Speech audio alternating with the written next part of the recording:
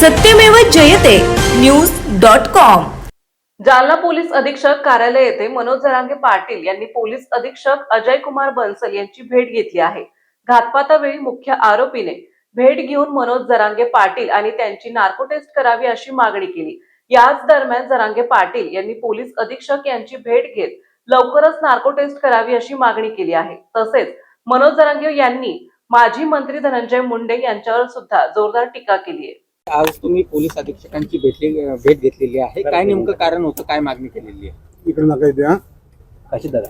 माझ्यासाठी सगळ्यात महत्वाचा विषय एक की ज्याला जे म्हणलं जातं ना, ज्याला कर नाही त्याला डर कशाला।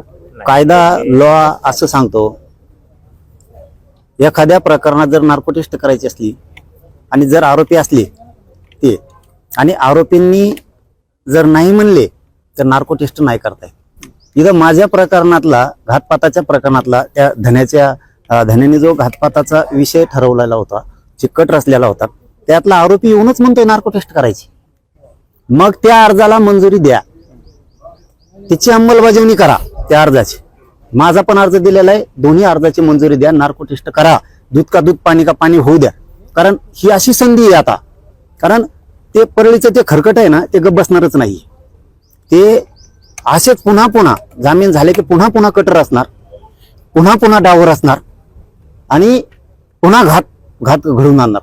हे 100% ते करणार आहे। आणि हे तेव्हाच लक्षात येतं बघा की पुन्हा पुन्हा उचकवलं जातं।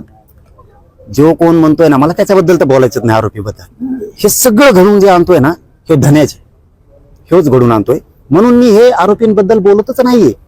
परंतु त्यातून एक गोष्ट लक्षात येते, काल जर परवा किंवा 2-4 दिवसापूर्वी जे काय प्रेस झाली आणि इथं सांगितलं गेलं की माझी जरंगीचे नार्को टेस्ट करा, तू लईच धुतल्या तांदळाचा होता ना तो आरोपी, तो असं म्हणायला पाहिजे होतं, तू म्हणला ना समाजाचा मला जे डाग लागलाय आता तो कसा पुसायचा, तू जर खास धुतल्या तांदळाचा होता ना, तर तो म्हणायला पाहिजे होतं 5ची 5 बी जणांची नार्को टेस्ट करा धन्यासहित, असं म्हणायला पाहिजे होतं। तिथं तू मुंडे साहेब म्हणतो, म्हणजे तुला पुन्हा तिकडूनच फूस लागली आणि पुन्हा तू कुटाने करायला लागला।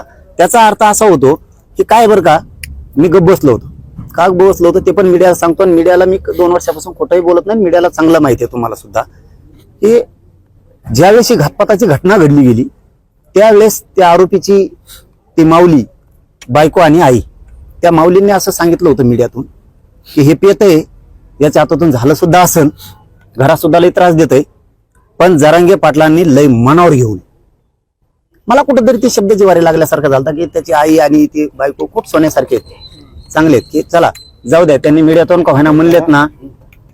पण हे असं पोरग आहे, हे स्वतः सुखाने खायचं नाही आणि त्या घरच्याला सुखाचे तुकडे नाही खाऊ द्यायचं, आणि याला कुणीतरी सुखाचे तुकडे खाऊ द्याय नाही, कुणीतरी फूस लागन। म्हणून मी आता SP साहेबांना सुद्धा तेच सांगितलं की जामीन झाल्याच्या नंतर पुन्हा CDR काढा, कोणाकोणाचे फोन आले किंवा कोणाकोणाकडे गेला ते लोकेशन काढा, याच्यात कोण कोण आहे ते त्याच्या कुटुंबातला जरी मदत करणार असला तरीही त्याला आरोपी करावं लागणार आहे, तिथं पर्याय नाहीये। याला कोणी धमकीलंय का तो बोल म्हणून, किंवा याला कुणीकडून आणखी सांगितलं गेलंय का, किंवा असा संशय येतो की काही फिसार घेतला होता का काय, म्हणून याला जामीन झाल्यावर बी झोपून देणार की तू हे कुटाने करत त्यांच्या विरोधात बोलच। आणि तू जे जे आरोप करणार आहेस ना, ते आता तुला जाहीरपणानं सांगतो, मी थांबलो होतो काही गोष्टीसाठी, तो जामीनच होऊ द्यायचे नसते तर आम्ही वकील उभा केले असते पुढून काचाकच, आम्ही सुद्धा खूप काही गोष्टी करू शकलो असतो। पण तो ते बोलायला लागला ना, त्याला आता ते आरोप जे जे करणार आहे ते आरोप त्याला सिद्ध सुद्धा करावं लागणार आहेत।